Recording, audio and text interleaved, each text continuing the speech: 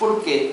Porque en el 2001 había fundamentalmente una crisis que estaba enmarcada en el terreno económico, donde nos había puesto en la situación de ver que la Argentina podía llegar a un piso que en ningún momento se pensaba anteriormente.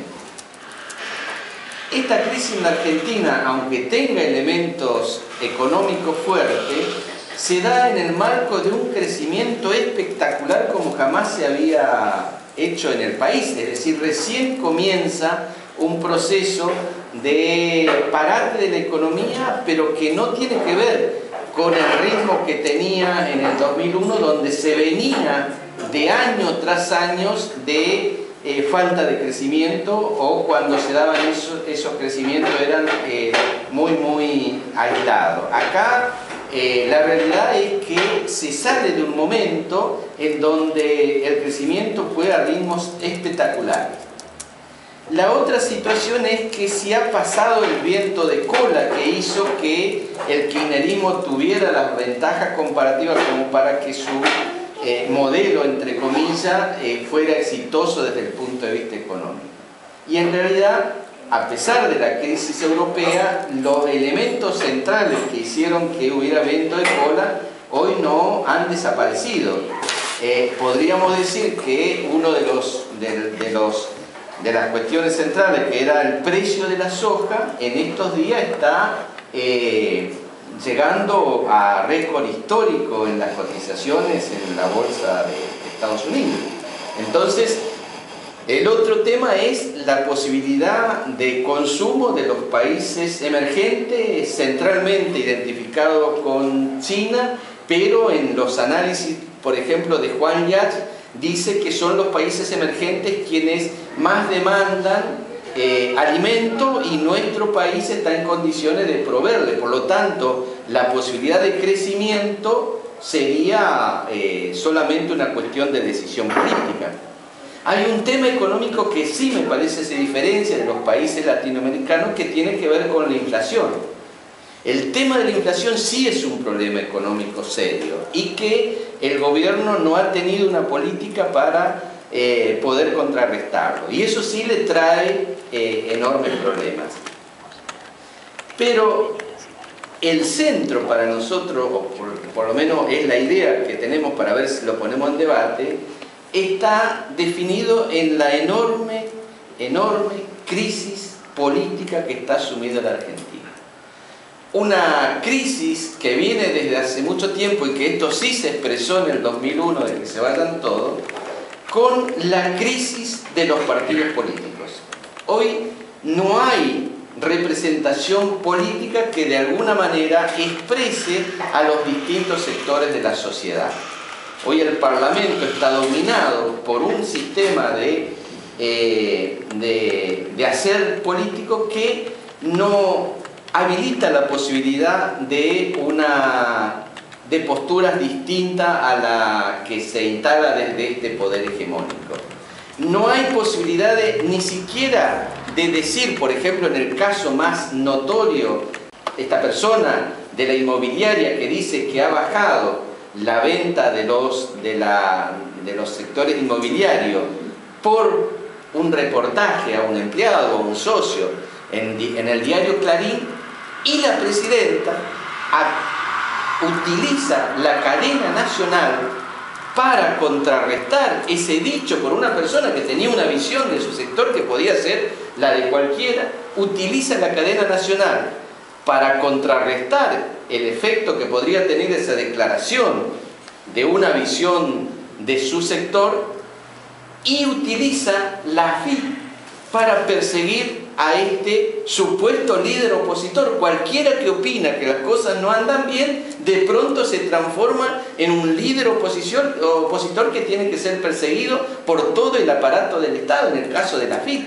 Bueno, esto es la barbaridad de la crisis institucional, y no hay contrapeso en la realidad política institucional que diga que haya un juicio político, algún mecanismo para poder frenar este abuso de poder del poder ejecutivo sobre los ciudadanos.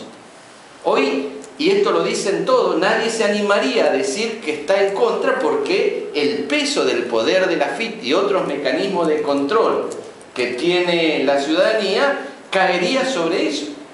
Es decir, así como se hizo con el campo, no era una cuestión de sobre los enemigos del poder concentrado, los enemigos de la patria. En realidad, el que vamos por todo es vamos por todo aquel que se oponga a los proyectos hegemónicos que tenemos.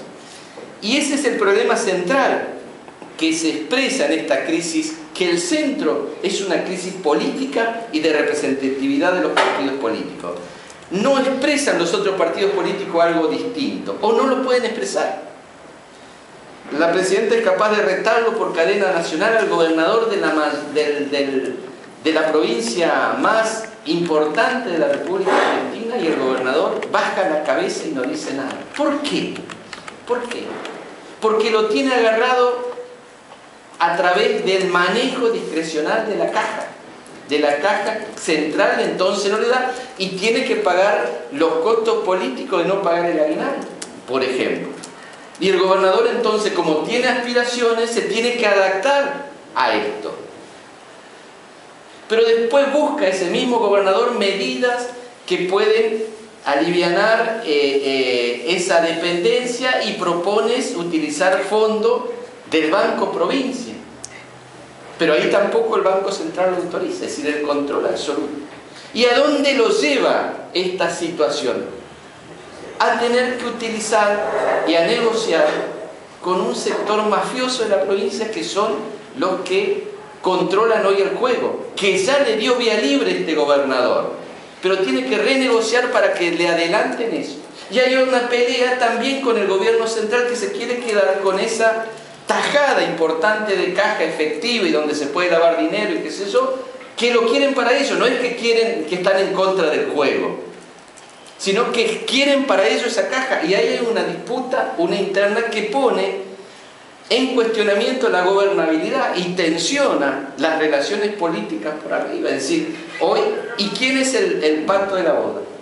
La gente, los trabajadores. No cobran el aguinaldo, no saben si van a cobrar el mes que viene, y pone en jaque toda la gobernabilidad de la provincia. Pero no solamente en la provincia de Buenos Aires, no, en la provincia de Buenos Aires, porque el gobernador se animó a decir que se va a postular en el 2015 a presidente, con lo cual muestra que la intencionalidad de Cristina es quedarse en el poder hasta después del 2015, con lo cual muestra que la próxima gran transgresión a la institucionalidad republicana es la reforma de la Constitución para habilitar la reelección de la presidencia. Acá muestra, es decir, sin decirlo, pero muestra por los hechos cuál es la intencionalidad verdadera. Y hay otro problema más. Para desestabilizar al gobernador, ha dado vía libre, lo que se llama en la jerga de los barrios, ha declarado zona liberada toda la provincia. Por lo tanto, la escalada de violencia, y veríamos ver si podemos conceptualizarlo, no es una escalada de inseguridad. Inseguridad lo teníamos antes, había robo, afano. Lo que se ha incrementado es la violencia de esos hechos delictivos. Tienen vía libre para matar. Este es el tema. Los pibes, la gente que anda en la delincuencia, tiene vía libre para matar. Es más, estarían dispuestos a matar para conmocionar, tensionar y destituir al ministro de gobierno. Este es el tema que a mí me parece. ¿Y esto por qué es? Por la interna. Y la mayor demostración de que el gobierno central no le interesa la seguridad de la gente se dio en el acto de Moyano. Lo que se dice por abajo y lo que nunca se puede probar, digamos, ¿no? Esto de las zonas liberadas de los barrios para que actúen sin control las bandas, la Presidenta lo declaró por cadena nacional. En cadena nacional dijo: la Plaza de Mayo es zona liberada, no va a estar la policía, no va a haber nada, hagan lo que quieran.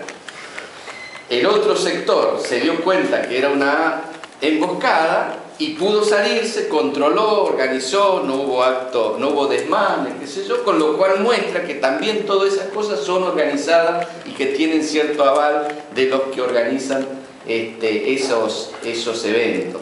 No pasó nada, pero fue declarada zona liberada la Plaza de Mayo. Hecho nuevo que rompe la institucionalidad, que rompe la garantía que tiene que dar el Estado a sus ciudadanos a la hora de manifestarse y todas esas cosas, ¿no? Esta interna nos va a llevar puesto a todos si no tenemos una postura donde podamos identificar que esto es parte del juego que están haciendo en la interna del Partido Justicialista, tratando de llevar a la población a una forma de pensar es que sin ello no se puede gobernar. Y por lo tanto, cualquier salida a este proceso de fin del modelo kirchnerista se tiene que dar en el marco del Partido Justicialista, con lo cual lo deja a una gran porción de la ciudadanía sin posibilidades de tener otros referentes políticos. ¿Qué hacen los partidos en el Parlamento, en todos los lugares que actúan? Están sin política. Hay una demanda de la sociedad que los partidos políticos no lo contienen, no lo dirigen, no lo lideran. Aparece Moyano como parte de un líder social tratando de ser el líder opositor más fuerte, y ahí se acoplan los distintos partidos políticos que ya no pueden liderar. ¿Por qué? Porque se dan cuenta que por la vía tradicional del voto y esas cosas a esta gente no lo van a sacar. Recién se dan cuenta, es decir, empiezan a darse cuenta que vienen por la religión, vienen por todo. Los más duros que opositores. Hay otros que solamente quieren reacomodarse, siendo correa de transmisión de las políticas de fraccionamiento, instalándose en alguna de las facciones para jugar un rol por las dudas, y por ahí en el próximo reparto le dan algún lugar, algún cargo desde donde puedan ejercitar lo que ellos están acostumbrados a hacer, que es la tranza, buscando posicionamiento en cada uno de los espacios políticos que se dan. Esto marca la necesidad también y el acierto estratégico de construcción del movimiento humanista de resistencia y construcción. ¿Por qué es estratégico esto? Porque si la institucionalidad no le da salida, no puede transformar la realidad. No está la computadora porque no tiene internet. Ese es un problema. Estamos transmitiendo en la tele. ¿Por qué es tan importante el tema estratégico del movimiento humanista de resistencia y construcción? Porque si la institucionalidad no da salida a la gente, si la institucionalidad no puede saltar el cerco de la emboscada y la violencia tendida, si la institucionalidad no puede salirse de esa polarización entre las distintas facciones porque tiene compromiso, porque su lógica de acumulación de poder lo lleva a hacer eso, el movimiento social sí lo puede hacer. Y eso es lo que hizo Moyano. Moyano es parte distorsionada del movimiento obrero que de alguna manera tenía que salir a pelear por sus necesidades, y acaudilló rápidamente a un sector de la sociedad y pretende acaudillar a sectores de la clase media con la búsqueda de elevar el mínimo no imponible del impuesto a la ganancia y de otras medidas que aparecen en boca de Moyano, y ya directamente cuestionando el voto a la presidencia. Es decir, se transforma en un liderazgo social y político que hace que algunos sectores de la sociedad se encolumnen detrás de esto. Y que algunos ciudadanos se encolumnen no sería descabellado, porque aparece como el único fuerte capaz. Pero eso entra en la lógica que solamente el opositor tiene que provenir de las filas del propio Partido Justicialista. Y se entra en la trampa.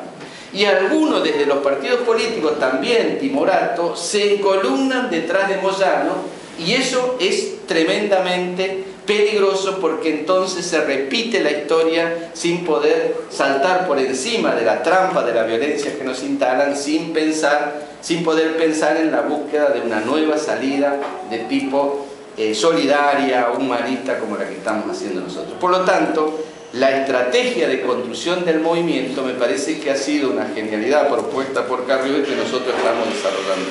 ¿Qué tiene que hacer el movimiento humanista de resistencia y construcción? Lo central que tiene que hacer es aglutinar a todas las voluntades que quieren disputar el escenario político-social en este clima enrarecido por las internas y la violencia instalada desde arriba. Esta violencia no es la violencia del 2001 instalada por la necesidad de la gente, hambrienta que salían a la calle. Esto es instalada desde arriba y dado vía libre por los sectores en pugna. Tiene que tratar de ser un polo de atracción de lo mejor que anda dando vuelta en la sociedad, buscando una salida a la crisis estructural que tiene el país, que es una crisis fundamentalmente política, de no respeto de las instituciones republicanas y de búsqueda de construcción de fuerzas políticas que respondan a postulados humanistas, que respondan a postulados que tienen que ver con la necesidad de la gente y no que medren con los posicionamientos que le dan la necesidad a la gente para instalarse como personas que solamente están pensando en el poder en sí mismo, como hasta ahora se da. ¿Es posible hacerlo? Partimos de una cuestión de la realidad. Hoy los partidos políticos están cuestionados por la sociedad. Hay un escrito que me pasaron a través de Facebook de un chileno, un tal Edward, que es un intelectual chileno que vive en Estados Unidos, donde describe la realidad, lo que le dicen los taxistas, lo que le dicen los comerciantes, lo que pasa. Él dice que desde hace 15 años a esta parte, la Argentina ha dejado de ser ese gran país donde la educación era el centro de la cuestión del ascenso social, y hoy la sociedad está desesperanzada y con una gran bronca contra la mediocridad de la política. Y si uno de verdad recorre los distintos lugares donde la sociedad se expresa, va a encontrar esto permanentemente. Entonces, ¿cómo hacer desde el movimiento para que cambie la relación de la política con la ciudadanía? Yo creo que acá tiene que ser un espacio de convergencia donde todos aquellos que quieren una transformación desde el punto de vista moral, de lucha permanente contra la corrupción, tengan un espacio. Y no importa a qué partido pertenezcan. Esta es la diferencia. Tienen que venir para desde aquí empezar a pensar que juntos, que tenemos que converger en buscar un proyecto de país distinto. ¿Por dónde se expresa electoralmente? Y eso está por verse. Cada uno tendrá que definirse, si hay un proceso electoral, por dónde puede expresarse su vocación de servicio, siempre que sea vocación de servicio, y estar en el partido que quiera. Hoy creo que esa es la parte más importante que el movimiento puede contribuir a la política. Ahora, ¿ese es el centro de construcción del movimiento? No. El centro es buscar a aquellas personas que están construyendo, que tienen vocación de servicio y construyen para el bien común, para la comunidad. Y eso está fundamentalmente en las ONG, en los espacios sociales donde se están construyendo salida efectiva, concreta, real al proceso de crisis que estamos viviendo. Esos son los nuevos componentes, digamos, de la nueva vanguardia de la sociedad para estas transformaciones profundas. El movimiento tiene que contribuir para que se formen, para que avancen en su capacitación para transformarse en líderes, pero no en un liderazgo cualquiera, sino liderazgo de conducta. Y eso creo que es lo que se está haciendo hoy a través de los cursos de Lilita en el Hannah Arendt y cada una de las presentaciones que vamos haciendo. Es decir, detectar a esos liderazgos para desde ahí empezar a construir una nueva fuerza política, social, no partidaria como es el movimiento, y empezar a pensar en que se puede transformar la Argentina desde ahí. Pero no es metiéndonos solamente en la coyuntura, porque si ahora nos metemos en la coyuntura, estamos entrando en la lógica de unos u otros, todo con algún sector de la mafia llevando el liderazgo. Lo que nosotros tenemos que ser pacientes en este momento y empezar a construir un puente por arriba, en la metáfora del puente que utiliza Carrió, un puente por arriba para pasar este momento, no inactivo, no que no hacemos nada, sino no metiéndonos ahí donde nos quieren meter. Creo que esta es la gran estrategia, no meterte en esto. Aunque haya necesidad, siempre tratando de ver cómo vos salís de esta situación de coyuntura pensando en el futuro y formándonos para el futuro. Esto hace que la gente quede indefensa, como muchas veces nos dicen, ustedes no hacen nada, queden indefensa. No. Nosotros, y desde la coalición y fundamentalmente desde el liderazgo de Carrió, desde el liderazgo intelectual de propuesta y desde el liderazgo de conducta, le viene mostrando el camino. Lamentablemente la gente le quitó el poder que tenía. Hoy Carrió no puede hacer nada porque no tiene poder. El 1,8% no nos da el poder a nadie para pretender hacer cosas. Es más, si nosotros convocáramos hoy a la ciudadanía a una movilización en contra de la inseguridad, nosotros no tenemos ningún poder para hacerlo. Empezamos a instalar nuevas herramientas como son las redes sociales. Creo que una herramienta del futuro para hacer política espectacular, porque es democrática, no tenés que estar pagándole a nadie, no tenés que estar recibiendo órdenes de nadie, no te van a acusar de ser de tal multimedio. Las redes sociales pueden jugar un rol, pero son incipientes, recién empiezan. Y nosotros ese poder de las redes sociales la tenemos que construir, y eso se va a años construir. Creo que estamos en el buen camino. Porque hoy cuando hablamos de estar de un lado y de otro, de los sectores mafiosos, también tenemos que hablar que los mismos medios opositores dan manija a algún sector y se ponen de un lado en donde nosotros no tenemos cabida.